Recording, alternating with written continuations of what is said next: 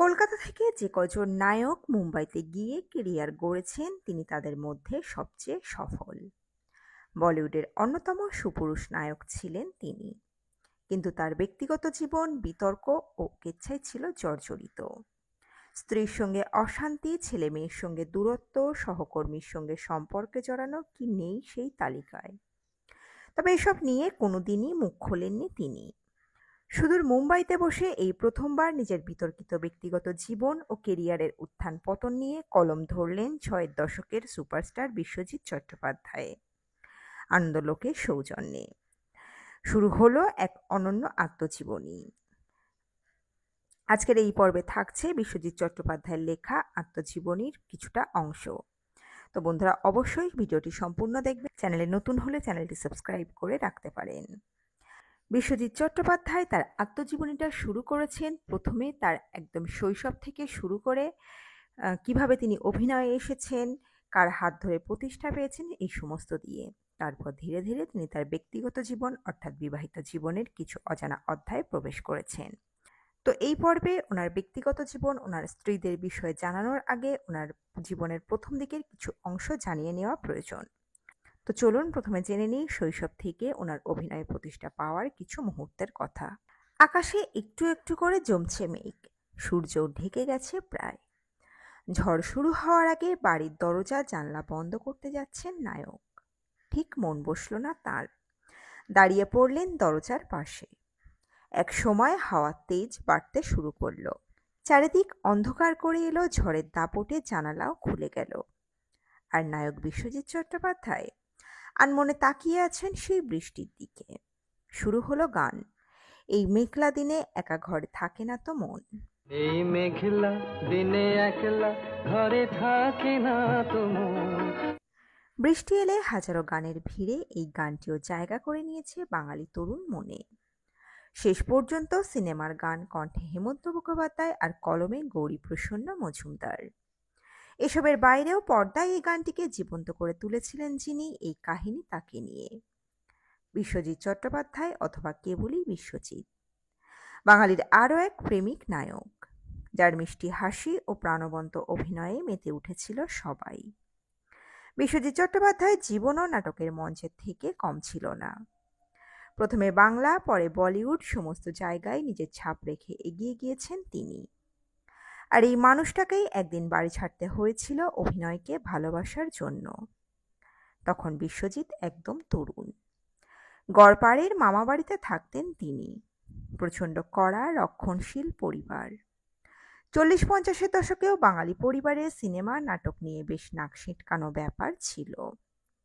কিন্তু বিশ্বজিতের জীবনে তো ঢুকে গেছে সেই ছন্দ। শুরুটা হয়েছিল নাটক দিয়ে। রংমহলে থিয়েটারে কাজ করতেন, পেতেন সামান্য কিছু টাকা। একদিন বাড়ি ফিরে মেকআপ তুলছেন, হঠাৎ দেখেন পেছনে মামাতো বোন দাঁড়িয়ে। এতদিন পরিবারকে লুকিয়ে অভিনয় করে এসেছেন, এবার জেনে গেল। বোনকে খুব করে বললেন বিশ্বজিৎ যাতে সে কাউকে না বলে, কিন্তু নিয়তি, বোন গিয়ে বাড়ির সবাইকে জানিয়ে দিল। সেদিনই বাড়ি ছাড়া বিশ্বজিৎ চট্টোপাধ্যায়। অভিনয়ের ছায়াও যেন বাড়িতে না পড়ে। রংমহলের ওই কটা টাকাই সম্বল। রাস্তায় রাস্তায় ঘুরেছেন, বন্ধুর বাড়ির ছারপোকাভর্তি বিছানায় রাত কাটিয়েছেন পরবর্তীকালের নায়ক বিশ্বজিৎ। 1958 সালে কংস সিনেমায় প্রথমবার নামেন কৃষ্ণের ভূমিকায়। সেখান থেকেই শুরু।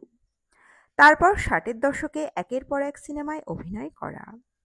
উত্তম কুমারের সঙ্গে বাঙালি পেল আরও এক মিষ্টি হাসির নায়ককে, যিনি রূপ, দক্ষতা ও কারিশমা দিয়ে দর্শককে মাতিয়ে রাখতেন। রেডিওতেও নাটক করেছেন বিশ্বজিৎ। আর সেই কাজ করতে করতেই মুম্বাইয়ের সঙ্গে যোগসূত্র। আকাশবাণীতে চলছে নাটক সাহেব বিবি গোলাম। বিশ্বজিতের সঙ্গে রয়েছেন তৃপ্তি মিত্র। সেই নাটকের সূত্রেই আলাপ হলো গুরুদত্ত, গীতা দত্তদের সঙ্গে। গুরুদত্ত মুগ্ধ হলেন এই বাঙালি তরুণটির কাজে। ঠিক করলেন হিন্দি সিনেমায় তৈরি করবেন এই নাটকটি। আর নায়ক সেখানে বিশ্বজিৎকেই চাই। অথচ ছবিটি আর করা হয়নি তার। সালটা 1962। দাদা ঠাকুর মুক্তি পেয়েছে বাংলায়। ছবি বিশ্বাসের শেষ ছবিতেও নিজের উপস্থিতি অক্ষুণ্ণ রাখলেন বিশ্বজিৎ। কিংবদন্তি ছবি বিশ্বাসের এমনই স্নেহ ছিল এই তরুণ অভিনেতাটির ওপর যে রাতে নিজে উঠে বিশ্বজিতের গায়ে চাদর দিয়ে মশারি টাঙিয়ে দিয়েছিলেন, যাতে মশা এসে ঘুমের ব্যাঘাত না ঘটাতে পারে। ৬২তেই বলিউডে অভিষেক ঘটল তার ২০ সাল বাদ সিনেমার মাধ্যমে। তারপর আর থামতে হয়নি। লড়াইয়ের সেই দিনগুলো হয়তো মনে আসছিল তাঁর, যে করেই হোক বলিউডে প্রতিষ্ঠা পেতেই হবে। সেজন্য শিখেছেন ঘোড়ায় চড়া, বক্সিং, উর্দু সব। আর বাংলাতেও একইভাবে সাবলীল তিনি। দুই ভাই চৌরঙ্গী, শ্রীমান পৃথ্বীরাজ থেকে শুরু করে ঋত্বিক ঘটকের তথ্যচিত্র দুর্বার গতি পদ্মাতেও ছিল তার দৃঢ় উজ্জ্বল উপস্থিতি। তার চারপাশে তখন তারাদের ঝিকিমিকি। তার মধ্যেই নিজের জায়গাটুকু করে নিয়েছিলেন বিশ্বজিৎ। তৈরি হয়েছিল স্নেহের সম্পর্কও। এমন সে সম্পর্ক যে ছেলে প্রসেনজিৎ চট্টোপাধ্যায়ের অন্নপ্রাশনে নিজে দাঁড়িয়ে থেকে অতিথি আপ্যায়ন করেছিলেন ছবি বিশ্বাস। উত্তম কুমার, কানন দেবী কে না ছিলেন সেখানে। সেই দিন আজ অতীত। ৮৮-র বিশ্বজিৎ এখনও নিজের কাজ নিয়ে বেঁচে আছেন প্রবলভাবে। বেঁচে আছেন নিজের সৃষ্টির জগৎ নিয়ে। বিশ্বজিৎ চট্টোপাধ্যায় তার আত্মজীবনীতে লিখছেন, অনেক তো কেরিয়ারের গল্প বললাম, এবার একটু ব্যক্তিগত জীবনে ঢুকি। আর মিডিয়াতেও আমার কর্মজীবনের থেকে আমার ব্যক্তিগত জীবন নিয়েই বেশি আলোচনা হয়েছে। কতই না কেচ্ছা রটেছে আমাকে নিয়ে। আর সেসবের সূত্রপাত আমার প্রথম স্ত্রী রত্নার সঙ্গে আমার ঝামেলা নিয়ে। ১৯৬০ সালে মায়ামৃগ মুক্তির পরপরই রত্নার সঙ্গে আমার সম্বন্ধ করে বিয়ে হয়। সেই সময় আমার বেশ ভালো রকমই পরিচিতি হয়েছে। রত্না কিন্তু সব জেনে শুনেই আমাকে বিয়ে করে। ও ভালোভাবেই জানতো আমি এরকম একটি পেশার সঙ্গে যুক্ত আছি যেখানে নায়িকাদের সঙ্গে অনস্ক্রিন রোমান্স করতে হবে। আমার মহিলা ভক্তরা আমাকে প্রেমের প্রস্তাব পাঠাবেন, কিন্তু ও এসব মেনে নিতে পারল না। বাড়িতে রোজ অশান্তি হতে লাগলো। আর ক্রিয়েটিভ মানুষদের বাড়িতে যদি রোজ অশান্তি হয় তাহলে সে কাজ করবে কি করে? একটা জিনিস আপনাকে মাথায় রাখতে হবে, শিল্পী শুধু পরিবারের জন্য নয়, তিনি লাখো লাখো লোকের জন্য জন্মেছেন। যে মানুষটা পয়সা দিয়ে টিকিট কেটে হলে ঢুকবেন তিনি আদৌ মাথা ঘামাবেন না আপনার বাড়িতে ঝামেলা হয়েছিল, না আপনার জ্বর হয়েছিল তিনি বিনোদনের জন্য আসবেন। বিনোদন না দিতে পারলে তিনি আপনাকে ছুঁড়ে ফেলে দেবেন। আমার আর রত্নার অশান্তি এমন পর্যায়ে পৌঁছালো যে আমাদের আর একসঙ্গে থাকা সম্ভব ছিল না। রত্না এখন আর এই পৃথিবীতেই নেই, তাই আমি ওর নিন্দে করতে চাই না। কিন্তু ওর জন্য আমাকে যে পরিমাণ মানসিক অত্যাচার সহ্য করতে হয়েছে, চোখের জল ফেলতে হয়েছে, তা কখনো ভুলব না। ও এমনভাবে আমাকে অপমান করত, আমার উপর চিৎকার করত যে আমি মেকআপ রুমে একা একা বসে কাঁদতাম। কারোর সঙ্গে নিজের এই যন্ত্রণা শেয়ারও করতে পারতাম না। সেই সময় আমার উপর দিয়ে কি গিয়েছে তা আমি শুধু জানি, আর জানতেন উপরওয়ালা। রত্না ভীষণ অ্যারোগেন্ট ছিল, আমার কোনো কথা শুনতো না। আসলে ওর কিছু কাছের বন্ধুবান্ধব ও আত্মীয় ছিল যারা ওর মাথাটা খেত। দিনরাত শুধু ওর মাথায় ঢোকাতো যে তোমার স্বামী অমুক নায়িকার সঙ্গে প্রেম করছে, তমুক নায়িকার সঙ্গে ঘুরতে যাচ্ছে। আমি একবার রত্নাকে প্রশ্ন করেছিলাম, তুমিও তোমার বাড়ির লোক জানতে না যে আমি একজন সিনেমার নায়ক? নায়ক মানেই তো তার জীবনে নানা নায়িকার সঙ্গে সম্পর্কের গুঞ্জন থাকবে। হ্যাঁ, আমি মানছি পেশাগত কারণে আমার নামও একাধিক নায়িকার সঙ্গে জড়ায়, কিন্তু অভিনেতাকে বিয়ে করলে এমনটা হবে, এটা তো ওর জানা উচিত।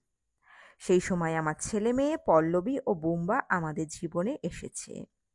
ওদের সামনেই বাড়িতে আমাকে রত্না অকথ্য ভাষায় গালিগালাজ করেছে, অপমান করেছে।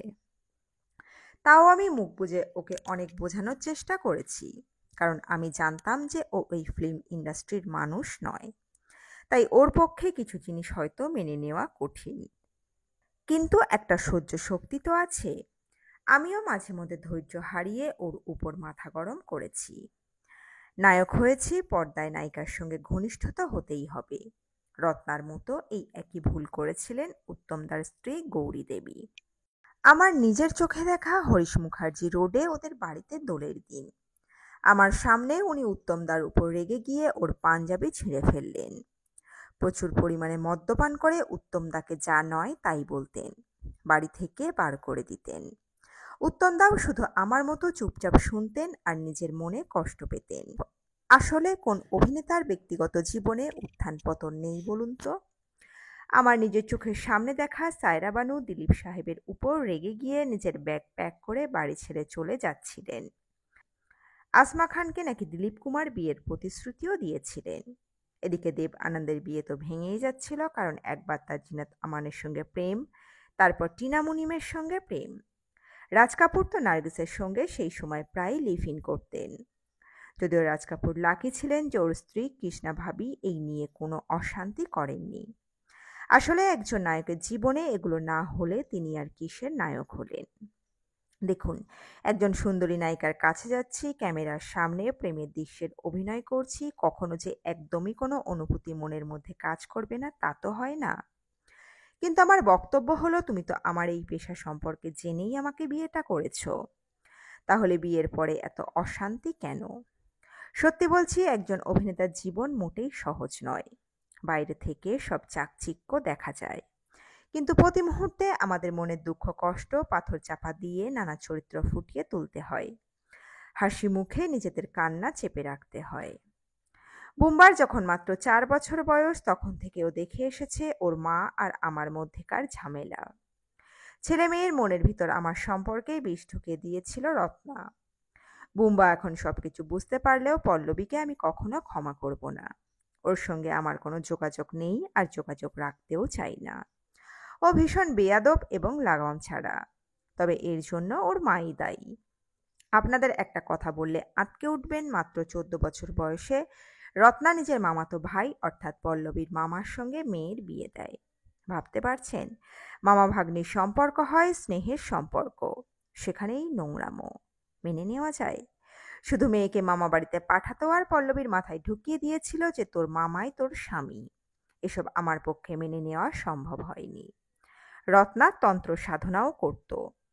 আর আগেই বললাম, ওর কিছু বেয়ারা বন্ধু বান্ধব আর আত্মীয় ছিল যারা ওকে আরো নষ্ট করে দেয়। এমনও হয়েছে রত্নার বন্ধু বান্ধবরা হুটহাট আমাদের বেডরুমে ঢুকে আলমারি খুলে টাকা পয়সা বের করে নিত। আমি প্রতিবাদ করতে গেলে রত্না আমার কোনো কথা শুনতো না। আমি ওকে বলেছিলাম, যখন আমাদের বেডরুম অন্য পুরুষ মানুষ নিয়ন্ত্রণ করছে তখন আর আমার কোনো অস্তিত্ব নেই। সেই মুহূর্তে আমি এক কাপড়ে বাড়ি ছেড়ে বেরিয়ে আসি। তারপরেই রত্না আমাকে ডিভোর্সের নোটিশ পাঠায়। আমি তখন পার্ক স্ট্রিটে একটা ছোট বাড়ি ভাড়া নিয়ে থাকতাম। তারপর মুম্বাইতে গিয়ে সেটেল করলাম। তবে এত কিছুর পরেও মুম্বাই যাওয়ার সময় এবং ওখান থেকেও বারবার রত্নাকে অনুরোধ করেছি ছেলে মেয়েকে নিয়ে আমার ওখানে চলে আসতে, কিন্তু ও কিছুতেই আসতে চায়নি। আমি মুম্বাইতে একা পড়ে থাকতাম। এমনও দিন গিয়েছে আমার খুব জ্বর, বাড়িতে একা শুয়ে কাতরাচ্ছি, কিন্তু খোঁজ নেওয়ার কেউ নেই, জল দেওয়ারও কেউ নেই। একবার মুম্বাইতে আমার অ্যাক্সিডেন্ট হয়। দিনের পর দিন বেড রেস্টে থেকেছি, কিন্তু বাড়ি থেকে কেউ আমার খোঁজ নেয়নি। ডাক্তার বলেছিলেন ওই অবস্থায় বাড়িতে একা না থাকতে। আমি তখন বন্ধুদের ডাকতাম আমার সঙ্গে থাকার জন্য। ঋত্বিক ঘটক অনেকদিন এসে থেকেছেন। কুমার শানুর বাবাও ছিলেন দীর্ঘদিন।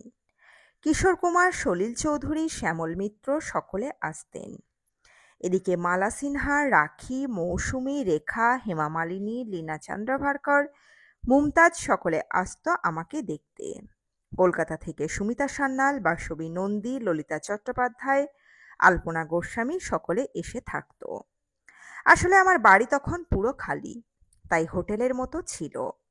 আর বিশেষ করে আমার সব নায়িকাদের সঙ্গে আমার এতটাই ঘনিষ্ঠতা ছিল যে তারা অবসর সময় পেলেই আমার বাড়িতে চলে আসতো। অনেকে এসে এমনিতেও থেকে যেত, কিন্তু অনেক অনুরোধ করার পরে রত্না শুধু 2 বার ছেলে মেয়েকে নিয়ে মুম্বাই এসেছিল আমার সঙ্গে দেখা করতে, তাও মাত্র কয়েকদিনের জন্য। আসলে বুম্বা বা পল্লবী কাউকেই ও আমার কাছে ঘেঁষতে দিত না। একবার তো বুম্বাকে জোর করে মুম্বাই থেকে চেন্নাই নিয়ে গিয়েছিলাম শুটিংয়ে, আর একবার তরুণ মজুমদারের কোহেলি ছবির শুটিংয়ে কালিম্পং নিয়ে যাই। কিন্তু বুম্বাকে নিয়ে গিয়েছি বলে রত্না রীতিমতো অনশনে বসে, বলে বুম্বাকে ফেরত না পাঠালে ও মুখে কোনো খাবার তুলবে না। রত্না নিজেকে আমার প্রতিদ্বন্দ্বী মনে করত, বলতো আমি বিশ্বজিতের নামে চলি না। আসলে এখন বুঝি বিয়ের প্রথম দিন থেকেই ওর সঙ্গে মতের মিল বা মনের মিল কোনোটাই হয়নি। ও খুবই ডমিনেটিং এবং উগ্র মেজাজের ছিল। আমি শুধু অশান্তির ভয়ে চুপচাপ থাকতাম। আমি কিন্তু বরাবর রক্ষণশীল সংসারী মানসিকতার ছিলাম। লাঞ্চ ডিনারে গেলে পরিবারকে নিয়ে যেতে চাইতাম। স্ত্রীর আত্মীয় স্বজন বন্ধু বান্ধবদেরও নিয়ে গিয়েছি। বুম্বা যখন ছোট জিজ্ঞাসা করে তার পরপরই রত্নার সঙ্গে ছাড়াছাড়ির জায়গা চলে আসে। তখন ওর বাবা আমার কাছে এসে রীতিমতো অনুরোধ করেন মেয়েকে ক্ষমা করে দিতে। বলেন আমি যেন ডিভোর্সের কথা না ভাবি। ওর বাবাই বলেন যে মেয়ে উড়নচণ্ডী স্বভাবের, তাই ওর হাতে যেন বেশি টাকা পয়সা না দিই। ভাবুন একবার, বাবা নিজের মেয়ের সম্পর্কে এই কথা বলছেন। তারপরেও আমি রত্নাকে দামি শাড়ি, গয়না, টাকা পয়সা সব দিয়েছি। ইউরোপ ট্যুরে নিয়ে যেতে চেয়েছিলাম, কিন্তু ও যেতে চায়নি। বুম্বা আর পল্লবীও ছোট থেকে মায়ের ভয়ে আমাকে এড়িয়ে চলত। আমি কিছু দিতে চাইলে নিতে চাইতো না, আমার কাছে আসতে চাইতো না। এটা একজন বাবার পক্ষে কতটা যন্ত্রণাদায়ক ভাবতে পারছেন? আমি তো বুঝতেই পারি না যে আমার নামে অপবাদ দেওয়া হয় আমি নাকি ছেলে মেয়ের সংসার ছেড়ে মুম্বাইতে পাড়ি দিই। কিন্তু আমি তো বরাবর ওদের আমার সঙ্গে রাখতে চেয়েছিলাম, কিন্তু ওদের মা সেটা চায়নি। এখানে আমার দোষ কোথায় বলতে পারেন?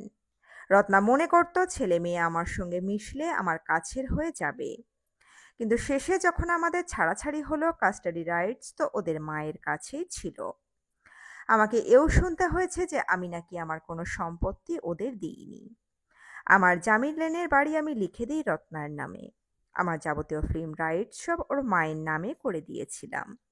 মানে আমি যা যা ছবি বানিয়েছিলাম সেগুলো সত্য ওদের মায়ের নামে ছিল। রত্না যদি সব টাকা উড়িয়ে দেয় সেটা তো আমার দোষ নয়। ওর বন্ধু বান্ধবরা ওকে বুদ্ধি দিত ও সেই মতো চলতো। বুম্বার দাদুও তো বিশাল বড়লোক ছিলেন। ভুটান হাউসের পাশে রাজপ্রাসাদের মতো বাড়িতে থাকতেন। উনিও কি ওনার মেয়েকে কোনো সম্পত্তি দেননি? তাহলে রত্না যে সারাক্ষণ বলতো বুম্বা ও পল্লবীকে নাকি খুব অভাবে মানুষ করেছে, কেন সেটা করতে হলো? আসলে সমস্যাটা হলো বুম্বার মা শুধু আমার ওপর দোষ চাপিয়েই গিয়েছে। বুম্বা এখন ৩-৩টে বিয়ে করার পর হয়তো উপলব্ধি করেছে কেন ওর বাবার প্রথম বিয়ে ভেঙে চলে এসেছিল। যেখানে এত অশান্তি সেখানে না থাকাই ভালো। তবে পল্লবী আমাকে খুব আঘাত করেছে, একবার নয় বারবার। ওকে আমি ত্যাগ করেছি। আমি মনে করি আমার জীবনে ওর কোনো অস্তিত্ব নেই। মনে আছে আমার এক জন্মদিনে একটি সাক্ষাৎকারে বলেছিল ও আমার জন্মদিনে আসতে পারে না ইরার জন্য। শুধু তাই নয়, নানা জায়গায় ও ইরাকে নিয়ে কুরুচিকর মন্তব্য করেছে।